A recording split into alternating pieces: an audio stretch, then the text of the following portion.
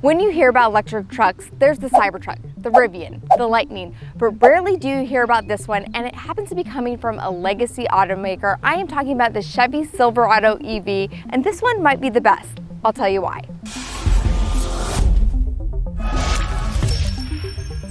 Now, this is one of their top-of-the-line electric trucks, the RST. This stands for Rally Sport Truck. Before, we've seen the work trucks. Those have been out since March. This is the higher end. They're kind of doing the bookends first. So this has the wraparound LED lights. These are the daytime running lights. Right over here, we have the little Chevy bow tie. And up front, again, front and center, we also have the Chevy bow tie. Now, there's no need for a grille because this is all electric, but we do have these air vents. We have some of the cameras right up here as well. We have the air curtains, and then we have these really nice big projection LED headlights up front. Now let's look inside the front trunk. So there's a button off center right here. You press and hold it for a second. There it goes. Opens up. This thing is pretty big. This is 10.7 cubic feet of storage space. It's weatherproof, it's lockable. Inside we have 120 volt right up front. There are even some tie downs right up here. Then we have the charging cables. And look at this, if you were to get stuck, you can get out. Should I crawl inside the front trunk? I'm not sure. Maybe that will be in the deleted scenes. So this is where you change the wiper fluid, all that right up front. And again, this thing, you push the button, you don't have to pull it down. It does it automatic for you. All right, so I wanted to bring PJ in to kind of go over the walkthrough of the Silverado EV. What are your thoughts so far? Well, it's nice and dirty. We had some fun with it off-road, but we've got the Chevy Silverado EV here, an all-electric Silverado with upwards of 215 kilowatt hours of usable energy on board. We're talking about an EV here in the truck space that outdoes everyone when it comes to range, 440 plus miles. And that is just kind of the start of what this truck has to offer. So go over to the hood. We have the Chevy spine just going right down the middle. Kind of gives it this masculine look right up front with the grooves going inside, going all the way to the spine. All right, let's go over to the side of the truck and let's start out with these wheels. These are 24-inch wheels. They're pretty large wheels, but the truck itself is a large truck. It's aggressive.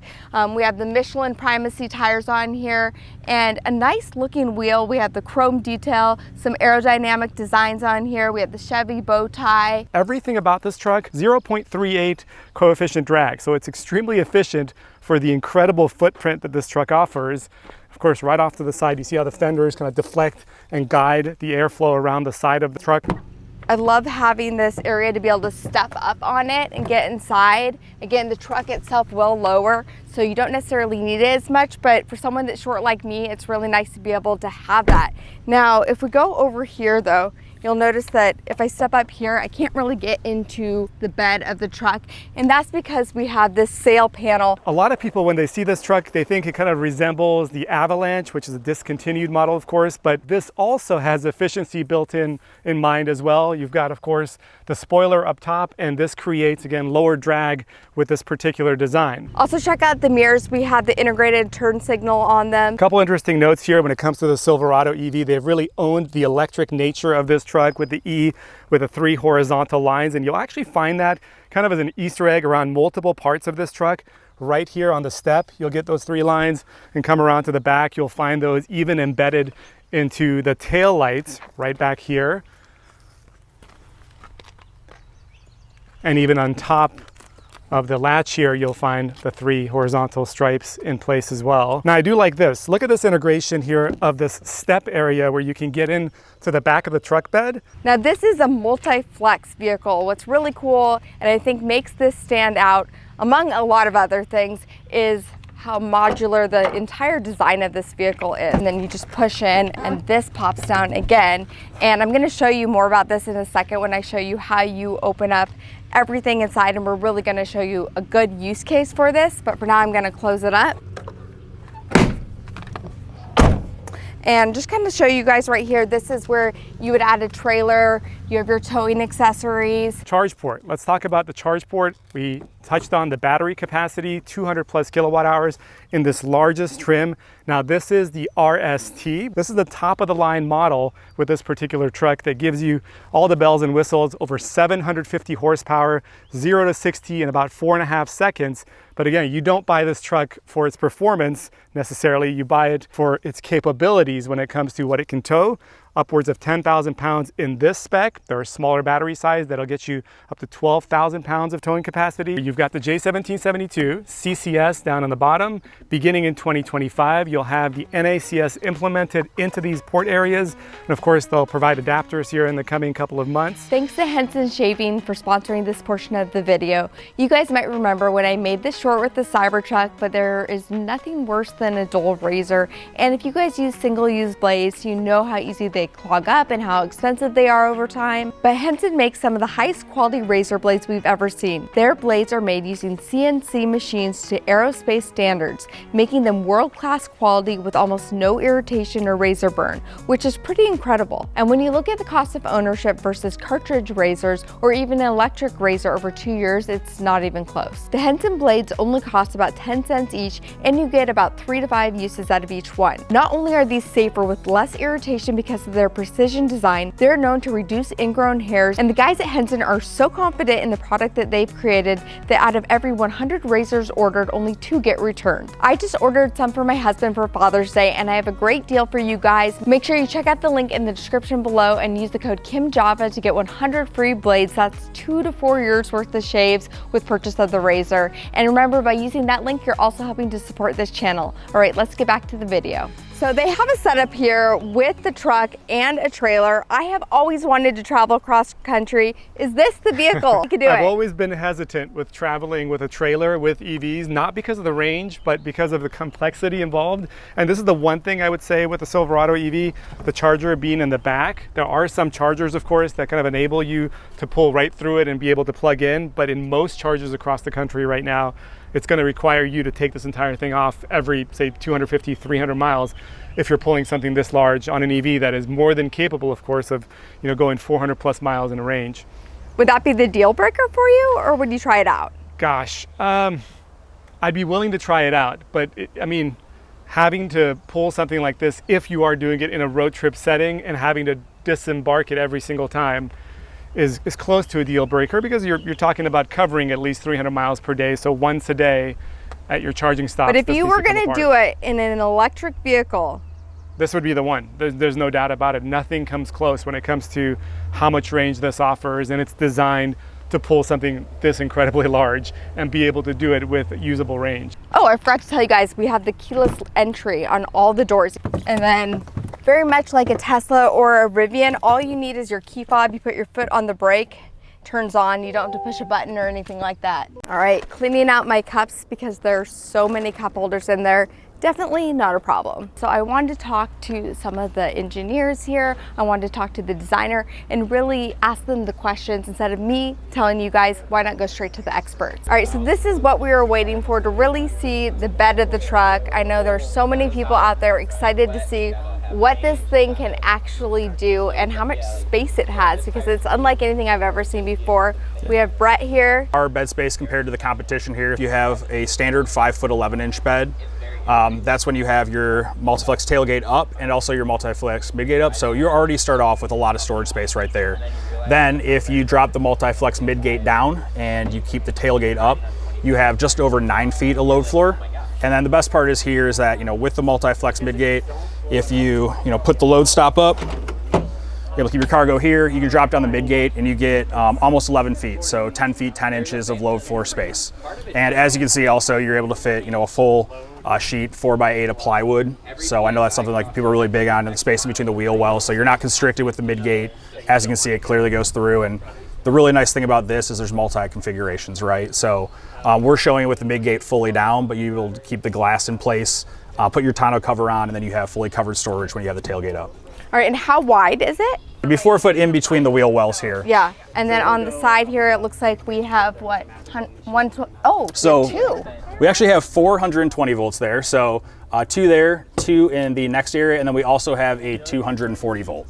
Oh, cool. So this helps with our offboard power. So we have The 420 volts back here, the 240 volt, we have 120 volt in the cab, and then another 120 volt in the e-trunk. So off the truck itself, you get 7.2 kilowatts of offboard power. And then we also have an accessory power bar that plugs into the charge port, and that gives you an extra 3 kilowatts, so up to 10.2. All right, very cool. Can I see how this folds down? Yeah, absolutely.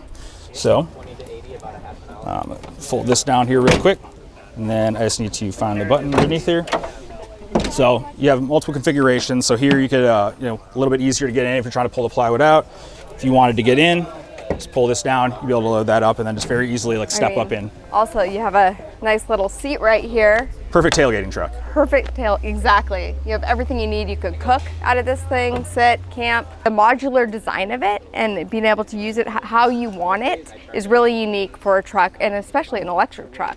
Yep, and I'd say that's a kudos to our design and engineering team. This wasn't a retrofit. This was designed from the ground up to be a full-size truck, and with that design from the ground up mentality, you're able to do a lot of the things you see here. So that's why you have the entire spaciousness inside, the great interior storage in that center console, and all the kind of bells and whistles we have back here. Now this is the configuration I personally like the most. This is how I would use it. I'm not needing wood or timber or different things like that, but a kayak or canoe, whatever this is how I would use it. And you still have access to the inside of the cabin. You have plenty of room for all of your accessories right here. You could go fishing, your tackle box, and then here we can be charging an electric bike. All of your adventurous needs right here. This makes me excited to own a truck like this. All right, so check it out from the inside. You can see the kayak goes all the way through. The seats are modular. There is that opening, but there's still a seat over there. Someone could sit over there. Also, can I just say I love this color? They're very similar to my car I have at home. And so we have Chip here today. I wanted to talk to you a little bit about the design of this. So as a designer,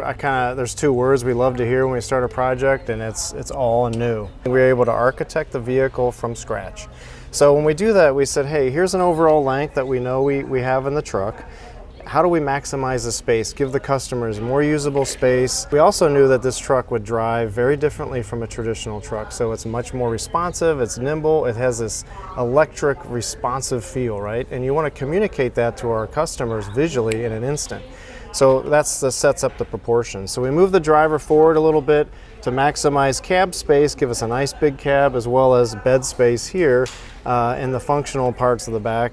We knew we didn't have an engine, so if we walk up to the front here, we were able to cut down on the overhang because there's no motor here. We knew we have the e-trunk, which is going to be a great big space here, but this overhang is quite short. So we started with that. We don't need extra space where we don't want it. We want to give that back to the customer. So we took it away here, gave it back there. Some features in the front. With the short overhang, we don't have a lot of space to do a traditional parabolic curve to get the air to flow around. Aero is a huge deal with this truck, so we wanted to maximize our aero performance. In the front, we do that through some air curtains here, which help get the air to go down the body side. And then on the lower for the RST, we have this lower splitter feature and a sportier look, but also it functions along with the tire deflectors to help get the air to go clean across the bottom. So I just noticed some of the attention to detail inside of the front trunk. So I know a lot of times people use these vehicles for tailgating as well. And just some cool things right here. We have cup holders. We also have 2 drains right here and the tow hitch. You could also put a cup right there. There's just all that functionality that comes inside of this front trunk is really unique. And then through here, when we talk about aero, this is a integrated body and frame. So the Ultium system is all integrated in the body, so we have a really stiff structure. And part of that allowed us to do these sail panels here, was the sail panel working in concert with the spoiler, and then when the tonneau's on, it really helps to get that air through the vehicle and over the top of the bed nice and cleanly. How do you work on a project like this that's so different than anything I've seen before where it has all this functionality? This was a designer's dream because we got to start from scratch. Bake it from the very beginning with the battery, the proportions, the whole 9 yards we started. And we built a platform that obviously we use in other vehicles. So we're able to think about these EVs holistically from the start. It gives us a huge amount of range. It gives us all these features and the proportions that you see. So you think the customer base for this will be people that buy Silverados will kind of venture into EV, or is it like a new buyer? I think what it's do you both. think? We hope it's both, honestly. We love our Silverado buyers today, and we hope there's a lot of other buyers out there that are going to look at this one and say, hey, I'm going to look at that as well. So both.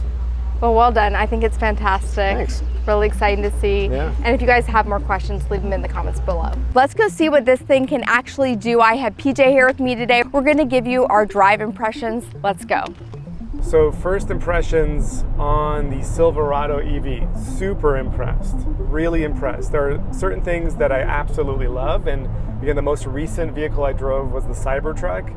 So I'm coming immediately from the Cybertruck yesterday to the Silverado EV today, so it's a really good comparison of driving dynamics and kind of the likes and dislikes between these two EVs. I love the feel in the cabin, feels more spacious than the Cybertruck, which says a lot. Definitely seems like you've got better visibility. The mirror, the digital mirror, which you can flip it right back to a normal mirror, which in our case would show us the camera that's behind me, which really shows you why a digital mirror is kind of nice to have. You know, the Cybertruck with the tonneau cover closed is an obstructed view, so Yes. you get the camera, but then it's not up there, it's down on the screen. We ran into that actually last week with the Cybertruck when we went to Costco. Yeah. We packed the bed so full that you Yes. couldn't see out the back, Yeah. but then the tonneau cover was open, so we couldn't use the digital mirror. Of You course, have, you can again, get you've it got in the camera, yes. yes. You've got the screen, so you just have to make the adjustment. Where here, there's no adjustment to be made. It goes into your natural line of sight of where you look. What about all the knobs, all the different buttons? Is that something that bothers you? You know, I was just thinking about that because that's the first thing that stands out to us when we do so many other high-tech, advanced EV reviews. And then you get into other EVs that are equally high-tech and advanced, but then they still choose to put buttons in. And I think that's a little overblown, honestly. I think having the HVAC, having some of the music controls, and that's essentially what it is here again, and that makes up about 8 or 10 buttons. But I think that's completely fine.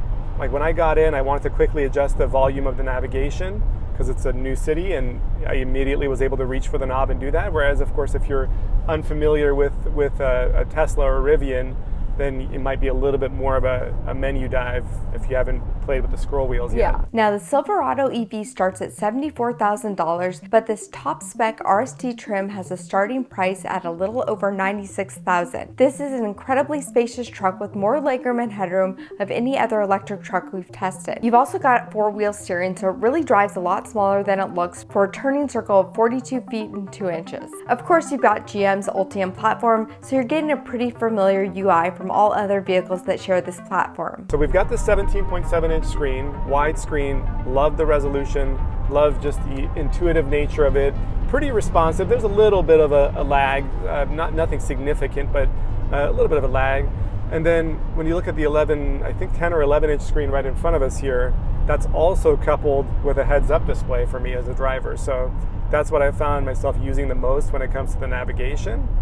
And then, like, my seats are vibrating right now as Super Cruise is changing lanes by itself.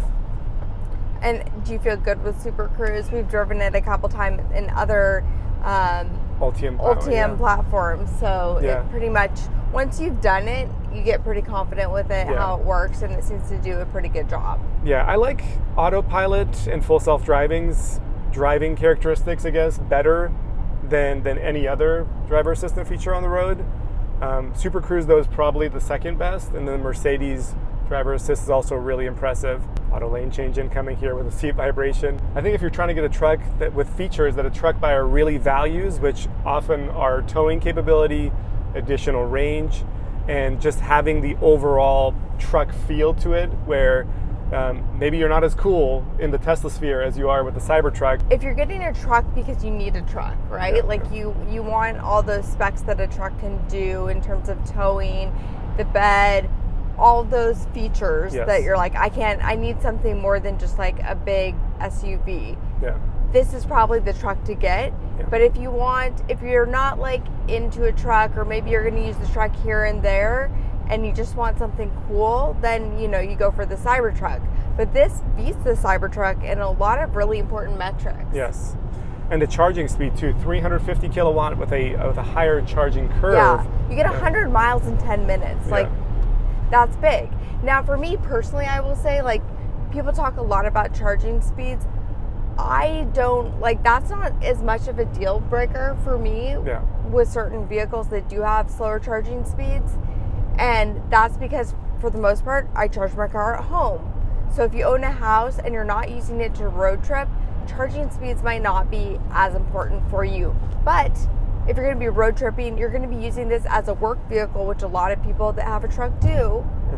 That's going to be something that's really important. So having, 350 kilowatt speeds is like really impressive. Well, and keep in mind, when it comes to a truck, like you said, this may be a personal work truck for a lot of people, but it could also become a widespread fleet truck, whereas the Cybertruck may not get to that fleet status with companies wanting to buy, thousands of Cybertrucks. But I could see the Silverado EV, which has already been done so with, its non-EV in a lot of fleets. And they've already released it, the work truck version of this. Right. So yeah, so I think a lot of these customers are going to be driving these for their companies they work for. So maybe they're not taking home to charge it, and maybe they're stopping by at an Electrify America to charge it midway through towing on a project, which could be, once every couple of days. So it's a completely different use case when it comes to needing faster charging on the go for employees on the clock versus the way we use EVs, which are like, oh, you'll just plug it in when you're sleeping. Right. But I'm loving it. I think I like this more than the Rivian R1T. And the Cybertruck that we've recently driven, this definitely is the top pick for me.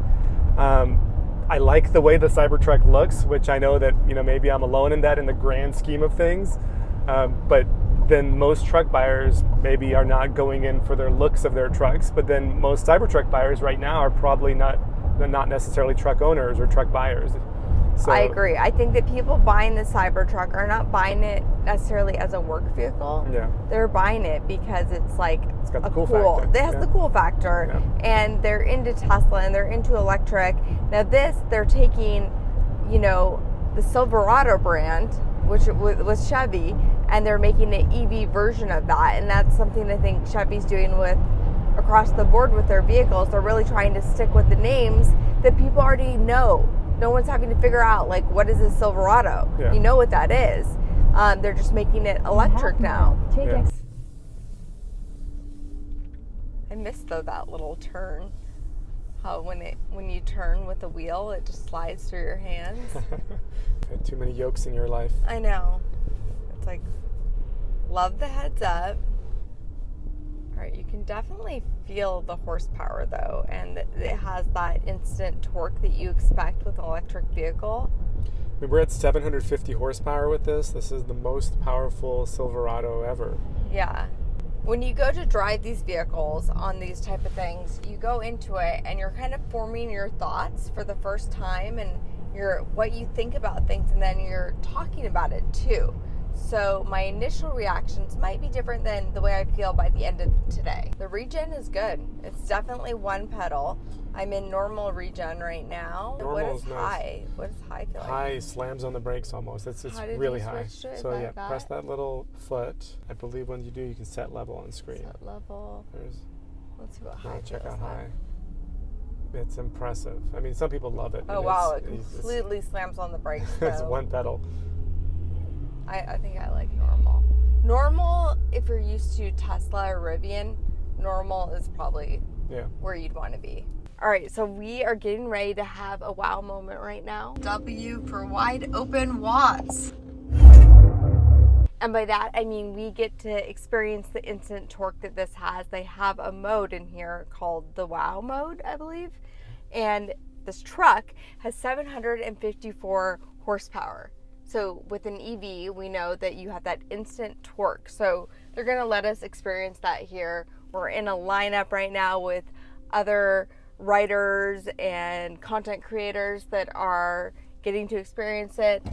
Are you nervous? You know what? This is the first time we're doing it on a legit closed track, so I'm not as nervous. This is cool. This is really fun. I'm so thankful to GM for sending us here so that we can experience this and really do it in a safe environment like this. I feel like I'm like next in line for a ride at Disney. What is the 0 to 60 in here?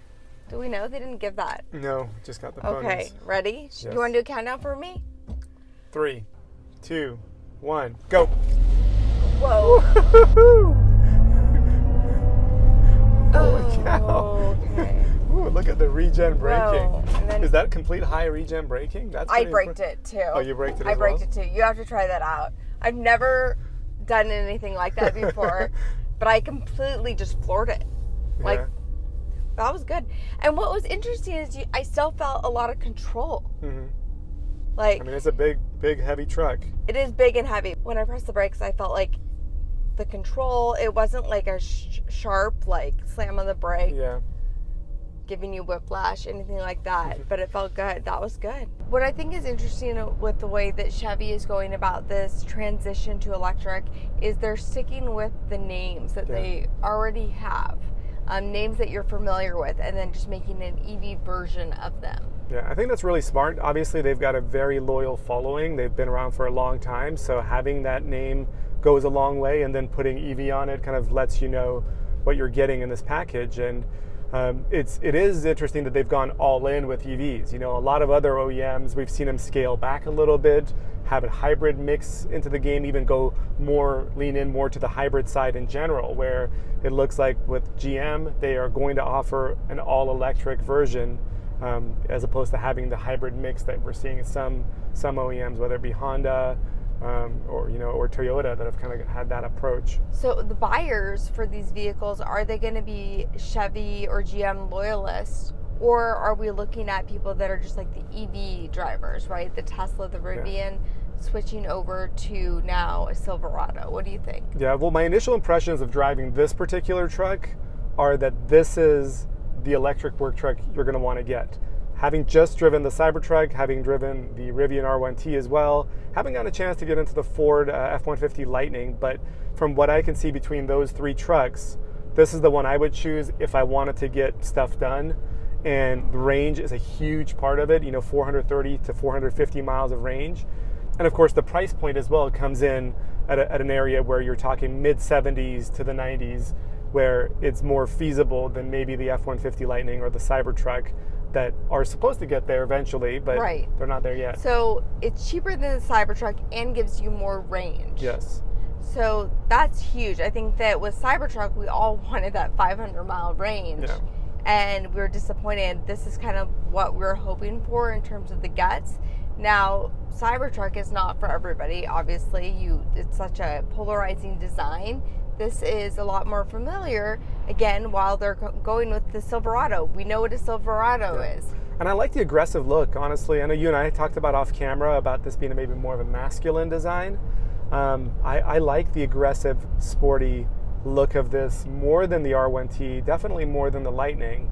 So I think this kind of stands on it by itself there when it comes to the design. I feel like what Chevy is doing is they're catering to their customer base, right?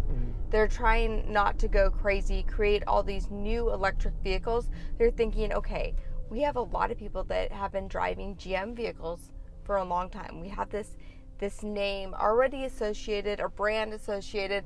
Let's make an EV version and see if we can take our customer base and transition them into electric vehicles. And this is sort of like that baby step. We're offering both options here, and I think eventually, over the course of time, everyone will eventually go electric, and this is their transition step. Yeah. And GM has done something interesting with their ecosystem, because not too many legacy automakers are giving you an ecosystem to go with their EVs. Obviously Tesla has their power walls and they integrate energy into it. GM has that in the works as well. Obviously, they've seen that people like that, and that it is really all about having that ecosystem. And if they can get in on that, people like knowing that they have their solar, their batteries for their homes, how they charge their vehicles, and it's all connected, and you can have an app and look at it all and see how it all works. And what was really cool about this vehicle, they showed us in a display where it worked as that backup battery for their home. So they did a fake power outage, and within minutes, the car that was charging from the grid was actually able to work as the backup generator. It kicks for the right entire on and house. powers the house. Yeah, that's a good point. When it comes to transitioning into an electric vehicle, maybe being a little bit hesitant to go in that direction, but then factoring in that you're essentially getting a generator to back up your home by choosing to go electric and having that power share capability. It was really neat to see. Tomorrow we're going to get a chance to check out the Equinox EV. It is important that you say that EV at the end of it, and you'll find that just now he was like, make sure you say EV. because there are two different vehicles. The beauty of the electric version, you know, to me is that, for example, Silverado EV is the most powerful Silverado they've ever built. They've been building these for years in non-electric form. So when you step up to going into the electric realm, you're getting the most performance you've ever had out of that vehicle. You're getting sports car performance. You're getting hybrid car efficiency out of it as well when you're getting 80, 90, 100 mpges. For those aspects, it also has those bonuses that come with these people transitioning out of the gas version into the electrified version. I will say that low speed hum, the no speed hum really, is the one thing that I wish you could fine tune and adjust. I know that's obviously software controlled, but not given, you know, to the owner right now to be able to access and change that hum, because I'm not a fan of that hum that goes away at about 25 or so miles per hour, but under 25 miles an hour, even at 0 miles per hour, it's like kind of, you know, drives you bonkers a little bit. But I mean, that is the biggest negative. And again, these things are software based, so you're able to get updates, and that might be something where if they receive some feedback on it, they could change it or turn it down or adjust it in ways. The hum itself is not a bad hum, it's just really loud. So I have to show you guys the back seat. Now I know not everyone buying this is going to be buying this for a family vehicle, but it is really big back here. Take a look. We have all of our camera equipment, all of our stuff back here. It's bigger than the Cybertruck. I would say it's bigger than the Rivian. It's one of the biggest trucks that I've ever been in for the second row. In terms of car seats though, we do have the latch right on both sides, but we don't have it in the center. So if you have 3 young kids in car seats, this wouldn't be your best bet. In Cybertruck, you can definitely fit 3 car seats across, and you have the latches. Again, you can always use the seatbelt, but the latches are really, really nice to be able to have those. Not exactly sure where those top tethers are. Oh, it looks like they're up here, up on top maybe. That's actually for opening this up. You know, it's not quite as car seat friendly as some other trucks are, but at the same time, lots of room. And then if you had 2 kids in car seats, it's totally fine. Kids without car seats or adults, so much legroom back here. And we have cup holders galore throughout this entire thing. And you have the vents right here, they're adjustable. It looks like we also have some ventilated seats back here. It's not on right now. We have 2 USB-Cs and a 110 volt in the back, and also just extra storage. All right, so there you have it. Let us know in the comments below what you think about the Silverado EV. Is this the truck for you? How do you guys think that this one shines compared to some of the other electric trucks that are out there on the market? Personally, I think this one might be at the top of my list. And tomorrow we're gonna check out the Equinox. So make sure you guys stay tuned. I'll have another video about that one. Please subscribe, and we'll catch you guys later.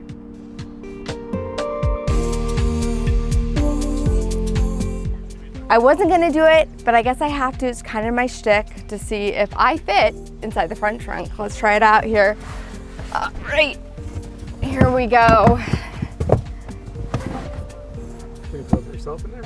I don't know, can I close it myself? Or is it just the push the button? Okay, there's a little emergency release right here.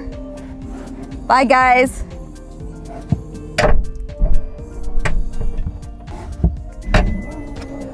There we go. It was opening. I think I just had to push it a little bit longer, but I actually had a lot of room. It wasn't that bad. Like, I'm 5'5", I fit in here great.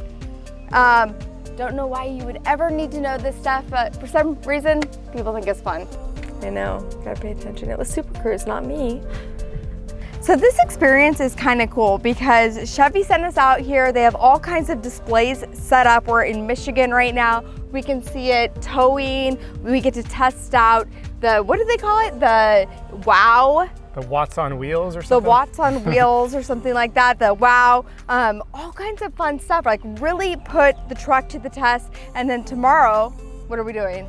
Tomorrow we're taking the Equinox EV out on the roads and doing something similar with the Equinox EV as well. So we're really able to look at the entire ecosystem that they have here. They even had drivers driving Blazers, taking us everywhere, the Blazer EV I should say, taking us everywhere. So we're looking at their entire lineup, their electric lineup, and seeing what they're doing. Driving it around on the streets like this, you really get a sense of how big this thing is.